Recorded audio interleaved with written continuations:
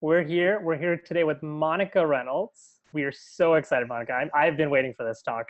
We're going to be talking about how to hire admins, what to look for, just everything around the topic, which is so integral to all the teams and early entrepreneurs that we're talking to.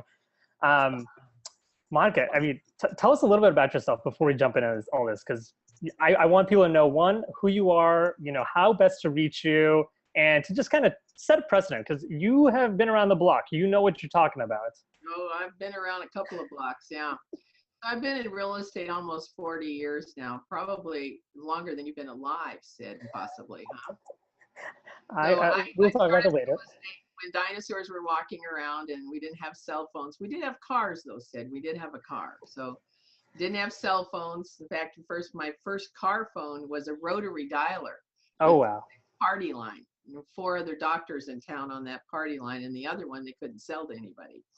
So I've been around for a while. In the early 80s, I hired my first assistant, and I was doing about 50 transactions a year. And, I was kind of like at the peak. I couldn't do anymore. I couldn't get back to people fast enough. I was super frustrated, just gone through a divorce. And at the time, I really needed to make more money than that, because now I'm the sole support of 3 kids, and I didn't want to change my lifestyle. I wanted to go up, not down. I wasn't going to buy into that, oh, you get divorced, you're going to lose your lifestyle. No. I'm going forward with my lifestyle. So a good friend of mine took me out, a businessman, for lunch, and he said, you need to hire an assistant. And I said, I'm not hiring another mouth to feed. You have to understand this. I got enough pressure with 3 kids and this. No. He goes, okay, so you need to try it for a month. You got enough money set aside that you could do that. And I said, I could probably do it for a month. And he goes, well, who would you hire? And I go, well, my best friend's sister is retiring from school, and that she just had a child. And she would like some part-time work, and she used to be a kindergarten teacher. I said, who better to talk to my buyers and sellers than a kindergarten teacher? Perfect. So I hired her with the thought process that I would fire her after 1 month if I didn't see anything change, right? I said, how bad is a few $1,000s? I can waste it. She can go pick up my kids and pick up lettuce and salad or whatever at the store when I needed it. I wasn't thinking business person. I was thinking another pair of hands. Does that make sense? How long did she stay with you? Probably 4 years before she had another child and just decided. And then plus I'd built my team up so hard and strong. And then I moved on to California. So she was in North Dakota when I started real estate. So that first year we went from 50 transactions to 100. The next year I went to 150. And so in the early 80s, someone doing 150 transactions was a lot of business, Very few agents were doing that kind of business, but I built systems that were duplicatable and scalable. Plus she became really, someone so integral. So I knew what my job description was, is that I sell real estate. I go on appointments. I list property. I lead generate. I lead follow up. And then, which was the critical thing. And because I never had time to lead follow up, I was always looking for a squirrel, but now I had time to lead follow up. And so with that said, in writing contracts, I got very defined on where I had dollar signs attached to my schedule, that I was only doing dollar signs. If it didn't have a dollar sign next to it, I've learned, I delegate it. And you guys know that, you've worked with me a little bit too, and Jay has too, is that I delegate everything. Yep. If I could delegate going to the bathroom, I would do that. I find a way to delegate almost everything. No way that I would look at that. If it doesn't make me $1, I'm not going to do it. So with that said, what evolved next is that I hired another assistant and I built a team, and the rest is history. And I wrote 2 books before anyone wrote books on anything on assistants. In fact, they're still on Amazon. There's new versions coming out, but no one has championed the assistants like I have. Real estate assistants change the life of agents, but they change the life of the customer also. Does that make sense? Makes perfect sense to me. And people will say, well, what's the biggest thing you think was in the industry that changed for you? And I said, well, some people will say the fax machine. Some people say the cell phone. Some people say the computer. All of those are great, but it's a real estate assistant is a secret weapon. And success comes from delegating. Success comes from building a team. Success comes from having assistants. And that's the bottom line for me.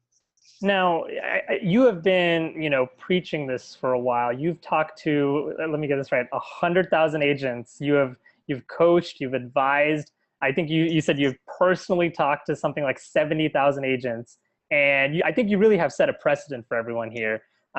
You were probably one of the first people that saw this trend. Everyone's talking about teams right now, and I'm sure you're hearing this every single day. And how do you tell someone that's already getting a little bit ahead of themselves, okay, wait a second, let's step it back. Let's talk about the admin, because I meet agents every day that are hearing these things. They don't know when they need the admin. They're always behind the curve. What's the best indicator for, okay, I need to get an admin and then I can do all this other big planning? What's so great about this day and age, I wanted to just mention this, is that I was doing more business in a Coldwell Banker office than all the agents collectively. And I got thrown out of the office because I brought in an admin in the early 80s and they thought it was too much liability. So this day and age, if you want to think like a realtor, then you sell houses. If you want to think like a business person, then you're going to build a team. And your job description isn't putting a file together. Your job description isn't, printing off of, a pre-list package and things like that. So, you have to get very clear. And so for a lot of agents, it's just a tough step because they're control monsters. Yep. And the reality is they're really not that good at it. So if you don't have an admin, you are the admin. And so when is the perfect time? When you absolutely are fed up, it's 11 o'clock at night and you're printing off things and you're doing data entry and, you just don't have a life anymore. And more importantly, what caused me to hire an assistant was I was losing more business than I was doing. I drive by a sign and I go, oh, they called me last week and I forgot to call them back because I'm running 9,000 miles an hour. It's Yep. not like I'm, watching TV in the afternoon. I'm going as fast as I can. There were several years there that I never took a vacation. Now that's just stupid.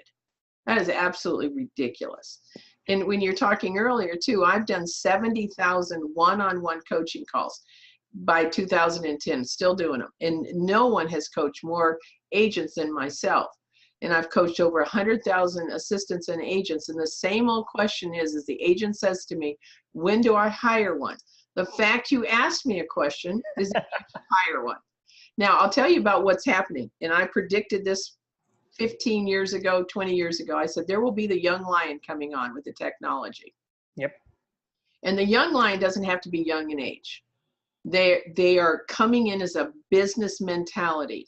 And I've seen these young guys come in out of grad school that borrow money from their family, have money, whatever, and they hire an assistant day one because they know they need to door knock, get on the phone, create income, and they don't have any interest in putting a website together, a computer program together, emails out, whatever it is, marketing. They're not interested in that. I got to go find a deal. And so they come in with that business entrepreneurial spirit. Does that make sense? Makes perfect sense. Young lions are going to take out the people. There will always be people who do a few deals. However, if you want to create a business, you have to leverage yourself with talent and with a team. It reminds me a lot. Jay wrote a book where he took the roles of a real estate agent, and he talks about how you transition from the solo entrepreneur to running teams and expansion teams. And in the book, as he was building this, we made a list of all the various responsibilities, from whom to whom, like, getting the deal to closing and contracting. And I think something around the order of 70% of the tasks were really things you should be delegating. And the majority of them we found really just need to go to that admin. I think it makes perfect sense. So let me share with you, there's everything. 5 things. I'm really I think you've set a good precedent. Yeah, so I'm really clear about this. Didn't mean to jump over you. Yeah, go for it. Number 1 is you lead generate in the morning. Number 2 is you do lead follow-up. Number 3 is you go on appointments. Number 4, you negotiate contracts. And in some parts of the country still, you need to do price reductions. Those are all dollar productive activities. Everything else should be given to the assistant and their admin people. Of course, you got to hire the right person. And let me bring up a topic that I wanted to share with you. You should, in my opinion, don't hire family. Go for it. Don't hire family. Don't hire family. Don't hire your best friend. Pay them to stay away. You'll be happier. Thanksgiving will never be the same. So here's a follow-up to that. So, you're giving all this advice. Where are your agents that you're working with finding admins? Because you're saying, okay, keep family away. What are the other sources for finding admins? Well, first of all, let me defer to you and say WizeHire is so great at that because agents should be lead generating, lead follow-up, going on appointments, writing contracts, price reductions. How do they have the talent or the time to find someone? So tell briefly, WizeHire is someone that I'd say, go get them to find the talent. That's one way to do it. And I'll supplement other ways too. So tell us first, Sid. Yeah, so our method is really, we try to help you, we try to take all the busy work out of it, first off, because you're so right. Agents have no time. And so we're working with agents and so many teams at this point. We'll post jobs for them all over the internet. We're getting so many candidates in at the top end of the funnel. And then just like the lead gen systems that they're working with, we try to help them find the right person. But it can vary so much from market to market, which is why I'm like curious. Because personally, I mean, we're getting in big markets like 200 candidates within the first week. All right, that's great. But there's still some places where I really want to lean on you and figure out, all right, what is the other magic? Where if you are tapped out and if let's say job boards and all the people that are looking for jobs aren't able to meet your needs, where else can an agent go to find the right people? Okay, so let's assume that they've gone to the various, known websites, right? So how about this? Asking your vendors, your affiliates, who are, and then you don't say, do you know anyone who's thinking about being an admin, or do you know someone? No, you say, I need 2 names of people that would be great on our team as an admin. Now I gave them 2, even though I only want to hire 1. And I'm going to ask every single person. I'm going to ask the lender. I'm going to ask the title person. I'm going to ask the home warranty. Anybody who makes a buck off of me, I am asking them for 2 names. And oh, by the way, Sid, I need those names on Monday, and I need you to come up with 2 names. Now they can already have a job, and I won't use your name, but I will call them. I need to find a good team member who might want a wonderful opportunity. Even if they have another job, I'm not going to tell your name. I'm just going to say, I heard about you. Are you thinking about any other career moves? Nice. So with that said, I farm that off. The second place that I go look is obviously Facebook, and I put that out there. Third thing that I do is I'll send out an email saying, thank you to my clients. Our team is growing. We so appreciate your support. Who do you know is looking for a career in real estate? Please send this email to them, and we'd love to hear from them. Okay, I do that. What's that? That's a really good one. We actually see that with our clients' websites. So we provide like widgets that'll be like, okay, these are jobs. And I was just working with an agent in Washington State, and he had a deadline. He needed to get an agent. And one of his customers called him up, and he's saying, hey, we finished the deal. What's wrong? And he's like, oh, I saw you had an ISA dad. I saw you had an admin job. So that's really interesting that your client base is this good base for hiring an admin. Hey, I'll go on a listing presentation, and I'll say to the seller, so thank you for signing the listing. And, I've got an interesting question to ask you. Who do you know who wants a career in real estate? And I have had so many times I say, you know what? I have a friend. He just retired. He's in his 50s. He's a great salesperson for IBM. And he's been thinking about real estate. Wow, what a great connection that is. So you'd be surprised. One of the best people that I ever met was at Home Depot. And right. Yeah, she's checking out. It says manager on her shirt. She's checking me out. She's dealing with the problem, picks up the phone, handles that. And I didn't feel like I thought she was giving me great customer service, but she had so much going on. I said, have you ever thought about a career in real estate? She goes, funny you ask. She goes, I'm getting my license. I said, really? So, anybody that walks past me and I look at them, I'm determining, are they someone that I should talk to about real estate? My plumber was just here, and I said to him, so who do you know is looking at real estate? And he goes, to buy or sell? And I go, yeah, I want that question. And who wants a career in real estate? So, you're a salesperson, you're always looking. And to me, hiring process never stops. You're always top grading, upgrading. You're always, you never want to not have a bench. I think that makes perfect sense. So here's the next question I have for you, which is, all right, so you're a busy agent, you found all these people that through your network, through sites like WizeHire, you're talking to them, but what should you be looking for? We have our take on it, but I'm so curious to see how you explain this. I'm looking for talent first, and they've got to have computer talent, Excel spreadsheets. They know all website stuff. They got to have talent. They've got to have tremendous talent.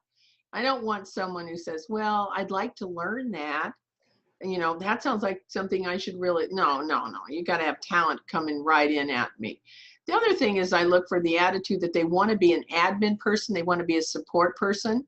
Mm-hmm. So if someone says to me, I'm coming in and I want to learn everything. And, then I want to go be a real estate agent. Now, that doesn't offend me so much anymore like it used to. And I go, well, you're out of here. I'm not hiring you. Because what happens is sometimes when people have an admin background, which I'm looking for, administrative background, then once they see how crazy it is for a real estate agent and the hours they keep and the fact that they're entrepreneurs and they live, it's commission sales, independent contractor, there's no paycheck that definitely comes every Friday, then they start to reevaluate and they say, I don't want to be an assistant. So sometimes I'll look at that. Now, one of the questions is when someone says that to me and I find out that they're the wife of a doctor, well, they're definitely coming in to learn all my systems and walking out and taking all my doctor business with them.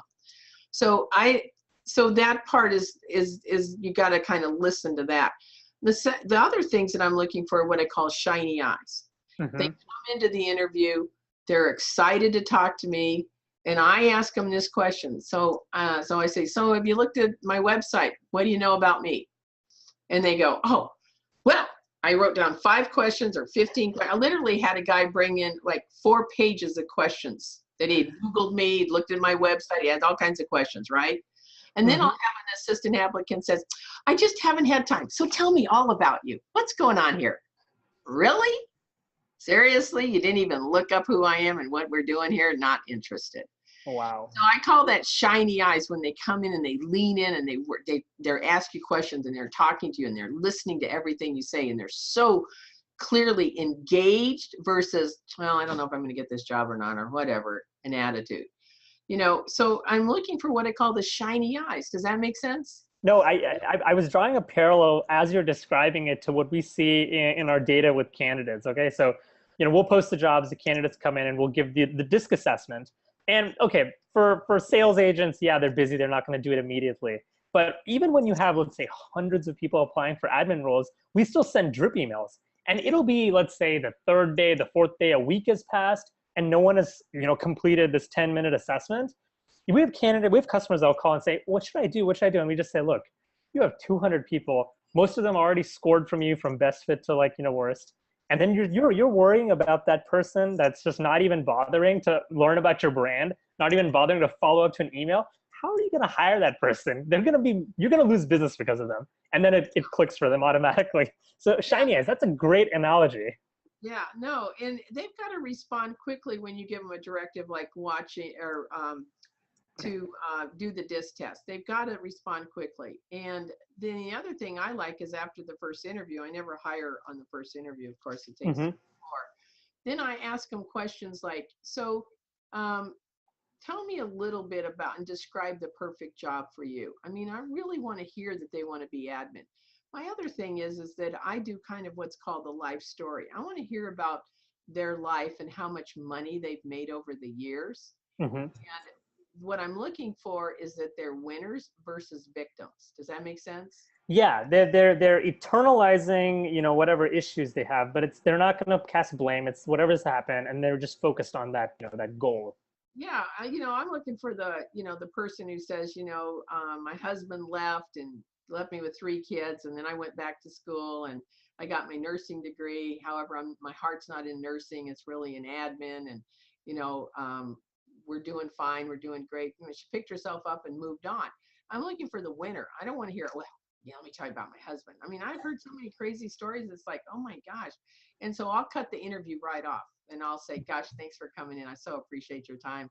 We'll be back in touch with you. So if they're victims on something, I don't need that because they're going to bring it into my office. I need winners. So here's a question. You're doing a multi-step interview process. What are you asking along the way? I'm sure you've probably got a list of amazing questions that everyone can you learn from. Well, I'll throw some out that are crazy. So how many people on your Facebook page? I probably have maybe 1,500. You're hired. No. Oh, great. Okay. Why? Wait. Well, so I go 1,500. Wow, that's exciting. So let me ask you a question. Would you be willing to promote the team and what we do to sell real estate occasionally on your Facebook page looking for business? Would you be willing to let everybody you know that you work here on my team? Would you do that? Of course. Do you know how many people have said no to me? I get no sometimes.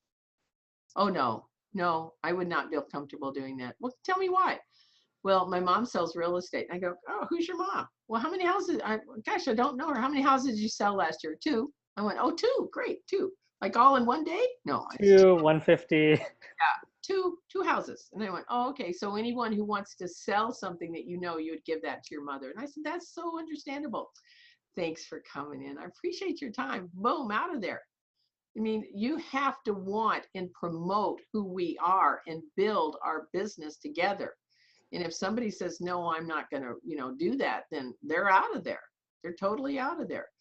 Some of the other questions that I ask that sometimes a little bit off the wall is that, are you willing to do what it takes to get the job done each day? I'm not asking you to stay late every day. I'm asking you to stay and do the job if there needs to be, or is there something at home that causes you that you would have to leave at 4:59 every day? So those are the simple ones that I ask. And let me see, I wrote one other one down too. I knew I was going to get asked about this. Oh, this is one of my favorite ones. Sorry, I had a little gap there. Tell me about the worst boss you had and how you handled that. What do you think I'm looking for there, Sid? Okay, personally, I would deflect. I'd be like, oh, all my bosses are great. I've had a fantastic career. Like, okay, sure. But what are you looking for there? No, okay, so if you deflected, then I would come back at you and I said, oh, there must be one time that you didn't agree with what your boss did, said, or how they acted. Tell me about that time. Okay, and then I'll get into it. Yeah, then you'll get into it. And I'm looking for how they handled it appropriately business-wise, or if they stomped off, or I just didn't talk to them the rest of the day. I want to see that they had business maturity. Does that make sense? Makes sense, yeah. Sometimes you look at people and they've been in the business world, but they don't have what I call business maturity on how to challenging situations. So then I'll say, what's the most challenging thing you've ever had to do in the business world? Oh, I had to call this customer who was upset. I went, really? Now, we do that every day. How many times in real estate do we have kind of an upset customer? It's called real estate and their lives are upside down. Oh no, I would never call customers that are upset. That's just not who I am. So, again, thanks for coming in. Appreciate your time. Boom, out the door. Not going to try to fix that one, right? Do you ever listen to the descriptors that they're using to describe this boss or whoever they didn't have a great relationship with and read into that? Yeah, but tell everybody more about that because you're better qualified at that. No. I mean, so I'm personally interested in the fact that okay, we have people, they're going through all these jobs, and I'm interested to see. Okay, so let's say you describe someone and you're listing off all these things. I wonder, do you ever think about those things and think, okay, that's me or whatever? Well, yeah, one time someone came in and said, I said, describe, a boss that you didn't gel well with, or a difficult boss that you had. And they said, well, this person comes rushing in. They go, where's my car keys? Oh my gosh, I need this file. And what happened here?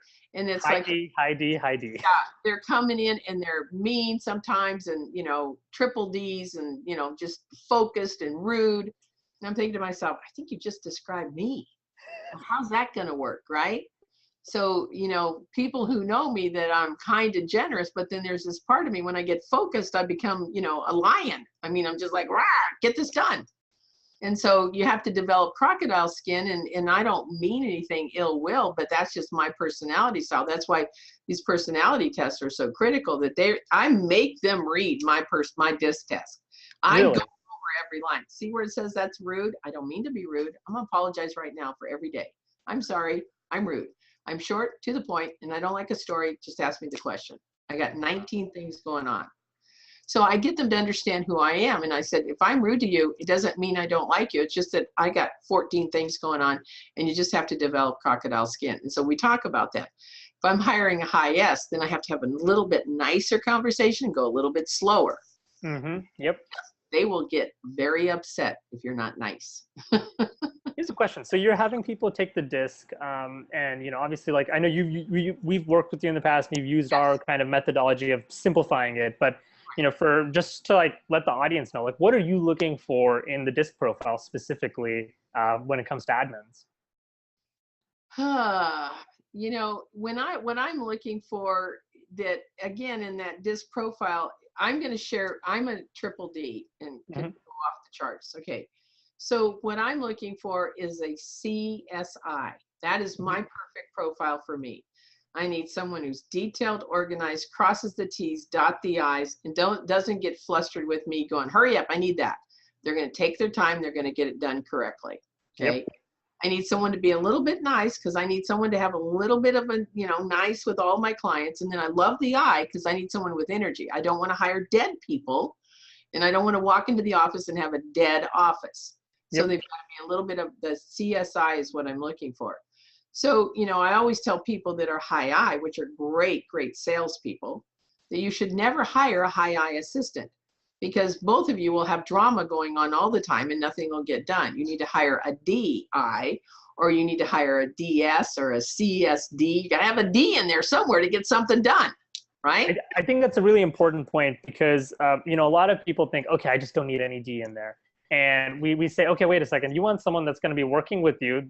There's going to be cases where you're going to be wrong, and they're going to have to push back a little bit. They need to be able to make some decisions here. I think that's a really important point. Okay, this is totally different. So we talked about the DISC. Obviously when you're using, let's say, a Tony Robbins profile or one of ours, which are really the same, we have the motivators section. Do you ever look at that and, keen in on any of the engagement portions? Yeah, I key into that, but I also key into the questions like, what kind of environment supports you best? How to approach with knowledge?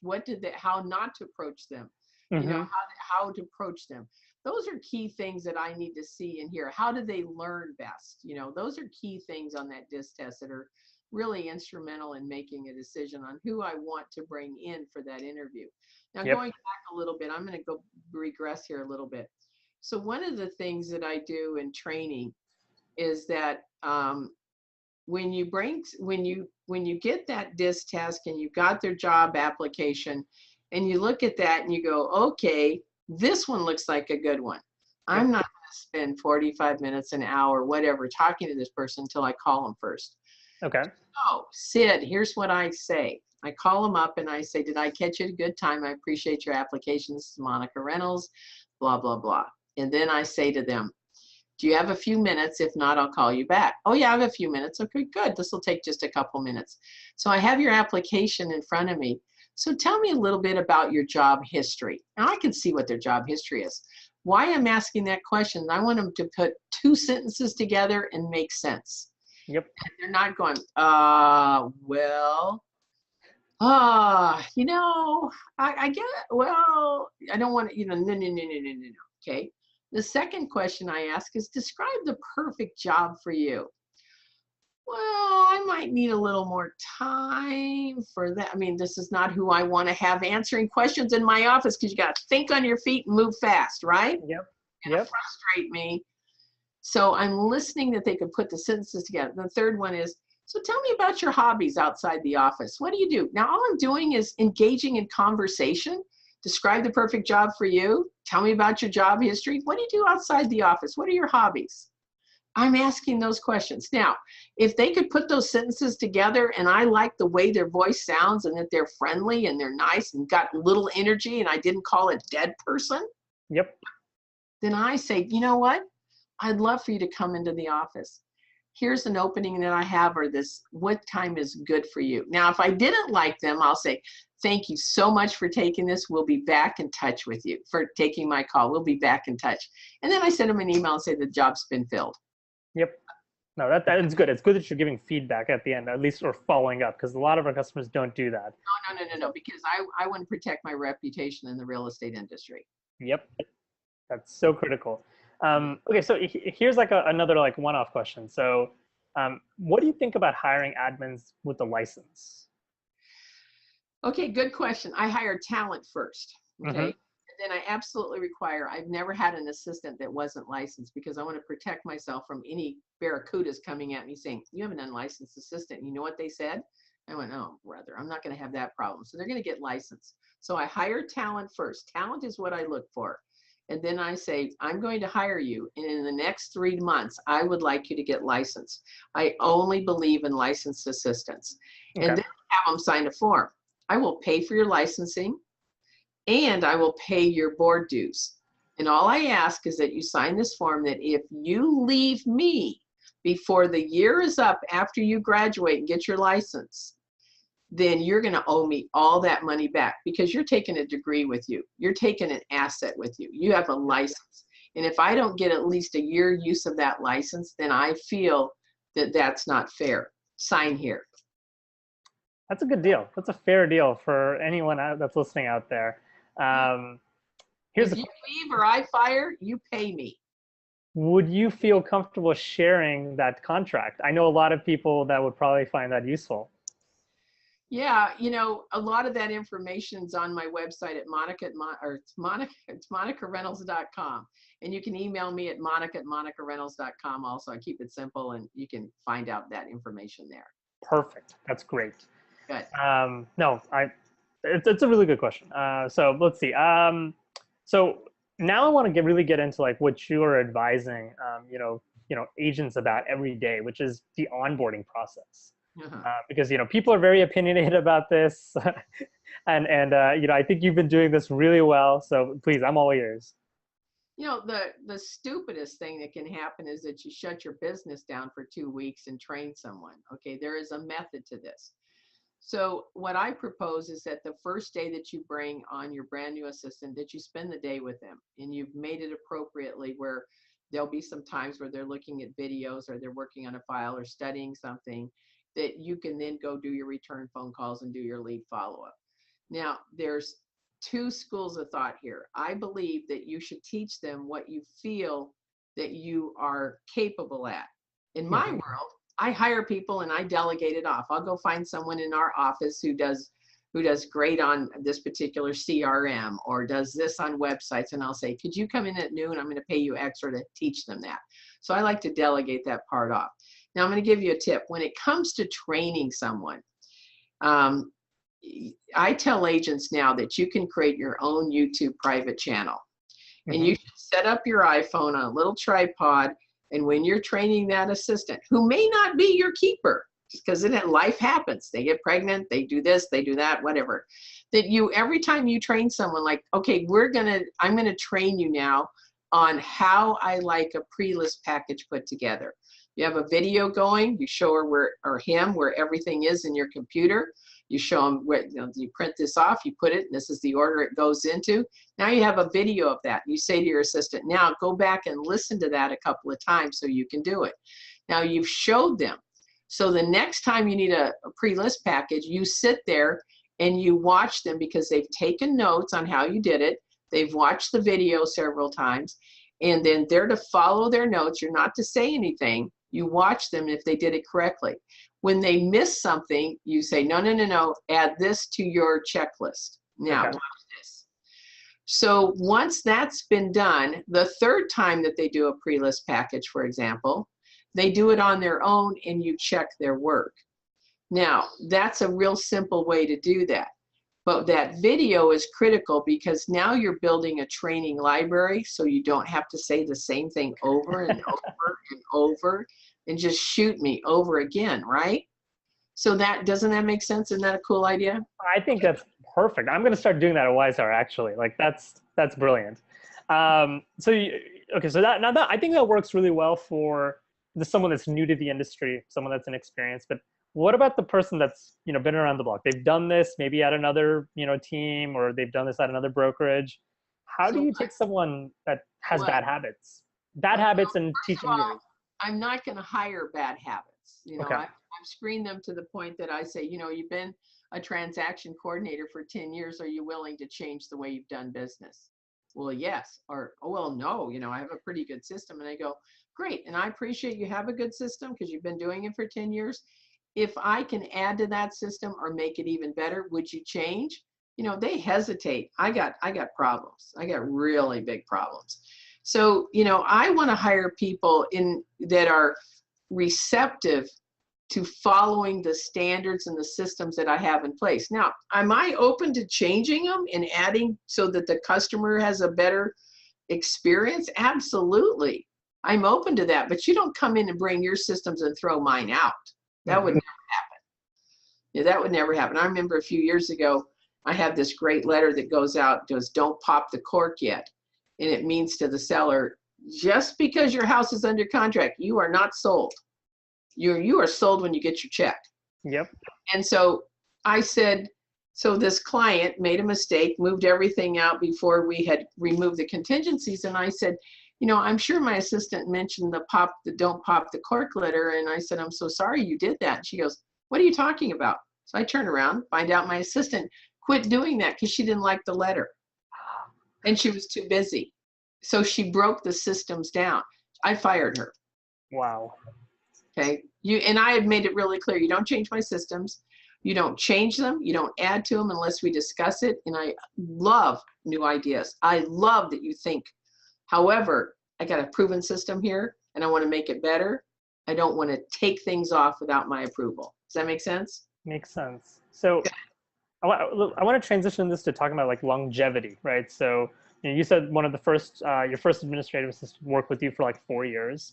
How do you identify that person that they're going to be with you for a while? They're going to not, be an unsuccessful hire. Yeah, my most recent assistant's been with me for 7 years. So once they get past it, and the only reason my other assistant didn't last past 4 years is because obviously I moved states. And I build a career with people. I don't build jobs. I build a career. And so I hire people who want a career. And if you pay well, they stay. And I want them to want my success. So anybody who works with me is going to improve their livelihood financially based on how we earn income. So I'm a firm believer that you pay an assistant a very fair base salary, a very fair base salary. And then I also believe after 90 days that they start receiving a bonus based on closed transactions. And so what sides are we talking about here? What side? Yeah, I mean, how big of a bonus are we talking about? Every part of the country, I hesitate. Every part of the country is different. So I'm going to say it could be $25 a closing. Okay. Be up to $250 a closing. The biggest mistake agents make is paying percentages. What are you thinking? You never pay a percentage to a person who is a salaried person. You're the entrepreneur. You're taking all the risk. You don't get a paycheck until you get a paycheck. You don't. Yep. Like an assistant, they get a salary. They come in and do their job. Agents can go do their job for weeks and never get a paycheck. Yep. So you don't give percentages of your business. There was an agent who was telling me that this assistant came in and said she wanted a $50,000 bonus base and she wanted 15% of every closing. And I go, well, that's a little bit ridiculous. And if you're making $1 million a year, she's going to get paid $200,000. That's totally out of line. Totally out of line. So you have to use some common sense. So depending on your base and now there are people that like to do a graduated thing. So let's say, Sid, I was going to hire you and we negotiated a great salary. And then I said, I'm going to pay you $25 on every transaction closed up to 50. Anything over 50, I'm going to pay you 75. Anything over 100, because let's say pretend I hadn't done 100 yet, I'm going to pay you $200. How happy will you be to work a little extra to get me to? Oh yeah, I'm there every day. Oh yeah, would you be calling your Facebook people? You have access to the whole list. Okay, good. Yeah, and so there you have it. You know, there's an opportunity there. So I'm looking for the person who wants to be an admin. I'm looking for a salaried person who has a growth plan that they want to do more and also receive more. I love it. Okay, so this is very relevant, I think, to the team model that everyone's espousing these days. So, you know, you've brought on the first admin. They're really doing many things at once. The team's growing. When do you know how to hire your second assistant? Well, this is where people get all goofed up. Okay, so you hire your first assistant in that 30 to 45 closed transactions, just to give you a benchmark. Okay, you can hire them sooner than that, but that 30 to 45 is where people go, okay, I can't do this by myself. Sooner's better. Yep. When you bring on your second assistant, it's when you're hitting that 45 to 50 mark and you bring on that second assistant. You bring them on either part-time or full-time as you're going towards 75. So I always say, to keep it easy, for every 50 transactions, you need one assistant. So if you're at 100, you need 2 full-time assistants. Now here's where people get sideways. Well, how do we figure this out? So when a file comes in, my assistant's going to do contract to close. Well, that's fine if you have one assistant. If you have 2 assistants, you have one assistant own the listing side and another assistant own the closing side, the TC part. Yep. And can they be cross-trained? Because one's going to go, you know, whatever, go on a vacation? Sure. But you don't have them job sharing. Well, I thought you were going to do it. Well, you were on first base that day. Well, you called them first. No, you did. I mean, it's like, ugh. So one is listing, one is closing. Okay. How do you manage the problem when you get to 250 transactions and you've got 2 people in 2 roles? Because I feel like you're still going to run into that problem at some point, right? Well, if you're doing 250 transactions, you need a lead listing manager and an assistant listing manager, and you need a lead transaction coordinator and an assistant transaction coordinator, and everybody's cross-trained. Okay, so you're having further delegation, essentially. Okay. Right. No, one person. Now, here's what people don't understand. If you have a real estate transaction coordinator and you're closing more than 27 transactions per month, you are not delivering customer service past number 27. That assistant is spread thin. So if you're closing 27, plus you're bringing more on all the time, do you see what I'm getting at? That assistant is maxed out. So you need another assistant. That's where a lot of agents make a mistake. Now, if you're bringing on 3 listings a week, which is 12, let's say a month, and you've got 12 listings to 15 listings, that's manageable. If you're bringing on 4 listings a month and you've got 4 listings to manage, you got an assistant who doesn't even have a part-time job. They need other jobs. Does that make sense? No, perfectly. But I feel like agents, you know, they're just so busy. Like it's hard to forecast like this. But I like that you gave, you know, some really round rules. I think some people in the audience are going to like really appreciate that. But do you have more content on your site, maybe talking about this, so that people that really want to geek out on, you know, the right time can look out? Yeah. Thanks for asking, Sid. Yeah, if you go to my site, monicareynolds.com, there's a whole bunch of information. I've got some great stuff on the blog, but I've also got a training. Once you hire that assistant, there's an awesome training program. You end up with a 450-page policy and procedures manual. Whoa. Don't reinvent the wheel there. I like that. That's awesome. Okay, so here's one that I've been thinking about, which is, you know, as you're growing, and, you know, agents that experience hyper growth, this is who I'm really targeting this to. You know, imagine that you have brought on this first admin, right? They're your partner, but maybe they're not the same person that becomes your director of ops as you just, you know, go big. How do you reconcile that? Well, it's not that you did a mishire. You hired someone who doesn't have a growth plan or a trajectory plan and doesn't want more. There are great, unbelievable, you know, people that come in and do a phenomenal job. And yet they want to leave at 5 o'clock and they want to go have a life and they want a salary and they're good. There's nothing wrong with that. Most of the people in the world are like that. True. Right? And Yep. then you find this one person who says, what else can I do? How can I grow more in this job? What can I listen to? Is there anything on YouTube you could recommend? Is there a book you want me to read? That person who leans in and has the shiny eyes, what else can I do to help you? You know, I was talking to an assistant the other day of a top producer, and she said, I only care about listings. And I said, tell me more about that. I only care that we bring listings in every single week. And I stay on top of my agent all the time about, what about your appointments? Did you do your lead generation? If she doesn't, I hand the phone to her and say, get on the phone. Now, that's a person who's committed to driving that business versus I came in, I did my job, and I did a great job. There's nothing wrong with that.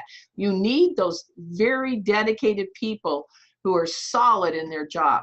But then there's that person that has the shiny eyes and said, what else can I do? All of it. So I have a question about the scope of admins, because I get this question often from solo entrepreneurs, right, that are just making the jump. And I feel sometimes they lean too heavily on their admin to really take on roles of an ISA. And we push back and we say, these are different people and they get it. But take on a role of an ISA? A lot of, I run into them all the time. They're like, hey, I'm spread thin. I'm going to have them call some leads. And I'm like, wait a second, like you these are hard-earned leads. What are you doing? No. And that's the thing, it's like, I always say this analogy. So you're a policeman, and by the way, stop by and fight that fire on the way to, stopping the robbery. Those are two different jobs. You're not equipped. So their admin are not salespeople. And an ISA telemarketer, that's what it is. We're going to talk, is that is a salesperson. That is someone who's dedicated to closing for an appointment. However, your assistant is a salesperson in that they're selling you and your team all the time. They are asking for reviews and they can ask for referrals. That's it. They ask for reviews and referrals. I would never put an admin person on the phone to be an expired or to be a for sale by owner person. Now, can they call the database? Sure. There's certain little things that they can do, but not in the role of an ISA. That's a different profile altogether than an admin person. Fix my database. Don't make a call. I love it. Okay, this is a little controversial, but virtual. What do you think of virtual assistants? I think virtuals have a place, and for a top producer building a business, Sid, if I was to walk into the office and I said, oh my gosh, you're not going to believe what happened. I just got this amazing listing appointment. I've got to go there in an hour and a half. I need this file and this CMA. And oh, by the way, pull this off of here. And I need that too. And then real quick, run and wash my car real quick, because I know I'm going to drive up to this beautiful house and I can't have my car. I just ran through the mud with it. Can I do that with a virtual? Nope. Okay. So I'm a person that sits there and I want immediate gratification. So for example, here's another one. I'm talking to a seller. I got a price reduction. My assistant's sitting behind me. And I turn around and go, did you get that? She goes, yep, I'm on it. I don't have to have a conversation to go change the website, notify this, get their signature on a price reduction. It's done. No, I have a virtual. Okay, I have to type it all in. Here's the deal. Do this, do that. Let me know when you got it done. No, my assistant heard me and I go, got that? She goes, got it. Done. Right? Is there a place for virtual though? Yes, there is a place for virtual. Okay. So in my world, and I know that there are some virtuals who can handle client stuff and do a great job. So I'm not saying blanket don't. A virtual can be a great start sometimes. If you want to start real slow and have a modest budget, and that would be this.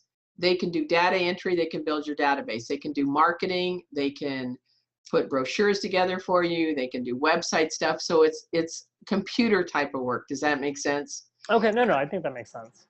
Let me share this with you though. Let's say your average commission is, and I'll just pick out a number, $7,000. Okay. And you're going to hire a part-time assistant and you're going to pay him $15 an hour. You're going to start slow at $15 an hour. All right. And that person's going to come into your office 20 hours a week. So that's going to be $350. Times 4 is going to be about what, $1,400, right? Yep. Do you think if you stayed on the phone and you lead generated, you lead follow-up, you called your database, you know, you talked to your top clients on a regular basis, that you could do one extra deal? Oh, yeah. Okay, so let me ask you this question. You pay $14,000 and you get $7,000 back. I think that's a good return. Easy, easy. Okay, now watch this. A virtual sometimes costs less than that, like $8 or $9. However, they're not there for immediate gratification to get something done or explain something. You got to dial in, you got to get on a webinar, you got to, whatever it is. I mean, I'm not begrudging the virtuals. They do have a place, but to build a business, a solid business, there's not a company in the world that you call that's got a big business or a big team that their whole assistant world is virtual. Hey, by the way, I need you to run these flowers over. Unfortunately, their mother just died and I need to have these delivered today. Let me get on a flight from Singapore and Right. I will take care of that for you, okay? So that immediate gratification, especially for a D, don't even try to do a virtual. You'll blow yourself up. That's I think the most important point right there. So here's like an off the wall question. Tell me about admins that you thought were going to work out but did not, and why is that? I went on gut, give up thinking. I trusted my gut too much and didn't follow a process. I hired a friend. I hired you know, a relative. It just doesn't work. Just don't do it. And the sad thing about it is that, you know, your relationship will never be the same. And it's kind of like, oh, I didn't know you were like that. I didn't know you were like that. Oh, wow. What about this? And then not to say this happens, but a friend that you hire can take advantage of that friendship, and you can take advantage of that friendship. Like the friend can say, oh, you know, my kid's birthday's next week. I've got a lot going on. You know, I do a big deal, so I need Monday and Tuesday off. Where an assistant that works for you that doesn't have that relationship would never say that to you. Yeah. They might say, could I have an extra afternoon off? Could I have a day off? But the friend would say, I'm taking 2 days off, type of thing. So that relationship changes entirely. So as you were describing this situation with working with like someone you know, I was thinking about, you know, when we try to find the right motivations for the ideal assistant, we're talking about someone that's super altruistic, but they're focused on you, right? Like they wake up every morning and want you to succeed. I'm trying to think about, how do you keep admins when they're early on, you know, in the, you know, you talk about like, you know, having a 30, 60, 90 plan. Yeah. How do you bring in accountability that matches well with the type of person that they are, or the type of person the ideal admin is? Accountability is daily. So you have to inspect what you expect. So number one is that on that 30-day plan, what happens is most agents try to dump everything on them and expect that they are perfect, up and running in 30 days. It's like giving birth. To have a really good assistant in a relationship, it takes 9 months. People just don't get it, especially a double D is never going to get that. But after many mistakes and many, many times in the career of a real estate agent, I have learned this. And so when I talk to an agent about that first 30 days, I said, teach them this. The phone is the cash register. Teach them to handle an incoming call. Teach them to handle calls off of your cell phone. Teach them to return calls. You know, teach them to voicemail. Whatever happens, transferring calls in your office, the phone is the cash register. Get them clear in the scripts. If you're not in the office, how do they handle a call that says, hey, I'd like to put my house up for sale. I wanted to talk to Monica. Great. They've got a script. Hey, we're thinking about buying a house. I wanted to talk to Monica. Great. They have a script because I'm not in the office. Second thing is the database. The database is the foundation of anybody's real estate career. You don't have the database down, you're just screwing up everywhere. That database is your only asset. It's not your Louis Vuitton bag. It's not your Lexus or your Eldorado, whatever you're driving, forget about it. It's your database. So with that said, making sure that they know how to do data entry, they understand if it's top producer, whatever crazy CRM. I don't like them all, any of them. They're all like pantyhose. I hate them all. But whatever you use, just marry it and stay. So when you figure out the database that you want to get, stay, and your assistant does videos, you hire someone to come and teach them about the CRM. The third thing, now this is it in the first 30 days, is doing the processing of a listing. It may not be talking to the client at this time, but it's all the processing, from cropping the photos to ordering the sign, to doing all the website, to writing up the different comments on the website, fielding calls that come in from an agent who can't read an MLS printout to save their life and answer stupid questions, right? Yep. That's all you want to do in 30 days. Don't do any more than 30 days. You know? So what about the next 30? What's the 60-day plan look like? You know, a lot of this is on my website too, but the next 30 days, you have to pick and choose what it is. And so what I always say then is, then you start layering in the conversations with the sellers. You start building what I call the honeymoon checklist. And I'm a big proponent of calling every listing every day and going through those scripts. And notice I'm not talking about the closings yet, am I? Nope. No. Then I'm going to layer in some lead generation. Maybe they help me with expired letters. Maybe they pull the FSBOs for me. Maybe they put together a FSBO package, an expired package. So I may layer in, if I'm working on probates, depending on what it is, maybe it's my past clients and putting out an email every single month. So I'm going to work on some lead generation at this point, and I'm still fine-tuning the CRM, I'm still fine-tuning the phone, and I'm still fine-tuning the listing presentation. And now they're going to start talking, right, to the client. Yep. And then just briefly, and there's tons of other things that of course go into that, but then after 60 days, then I'll have them start working on the closings. Now, everyone will be saying, well, I just have to start doing everything at once. Well, it's very confusing unless they come from a real estate background. Now, if they had a real estate background, you can escalate these things up a little faster. Does that make sense? No, that makes perfect sense. Closings is the last 30 days there. Okay? Mm-hmm. That's it in a nutshell. I like it. All right. So you've probably seen so many admins in your life. Like I have to ask some of these questions. So what is the most impressive thing an admin has ever done that either you've worked with personally or like you've heard of a story through another agent? I like it when they can read my mind. When they come up to me and said, I knew you'd be looking for this, or I knew you'd want this, or here's a complete file. So I have an assistant that works with me, and we changed some of the material on the website. And she, on her own initiative, went and printed everything out, because I like things printed. I'm into plant a tree, kill a tree.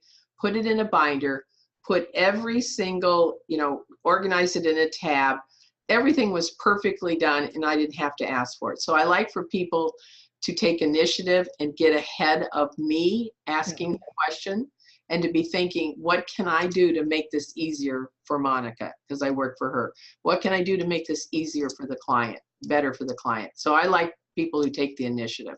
And I've got story after story on initiative. I like it. Okay, here's the last one. And first of all, Monica, you are a treasure trove of information when it comes to not just admins, but the entire space of teams. I mean, I think we were joking about this, that like teams have blown up in the last 5 years, but you've been preaching this forever. Like you have been ahead of the curve. So here's the question. So you're licensing all your admins, Right. Some people do see that opportunity. And I know we talked about, hey, it's a tough lifestyle, but have you ever had success with occasionally having an admin that wants to make the shift, maybe into becoming an ISA, maybe becoming a full-blown agent? Like, how rare is that for you? Rare.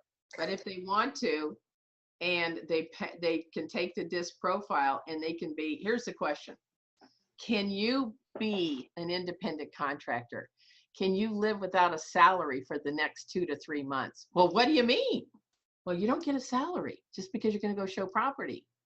So that usually, remember what I said, there's a person who wants a paycheck, yep. and there's a person who wants to be an entrepreneur. Regulatory versus the entrepreneur. Yep. Right. I want to be paid for showing up today. Oh, good luck with that in an entrepreneur, right? You got to create that stuff. Definitely.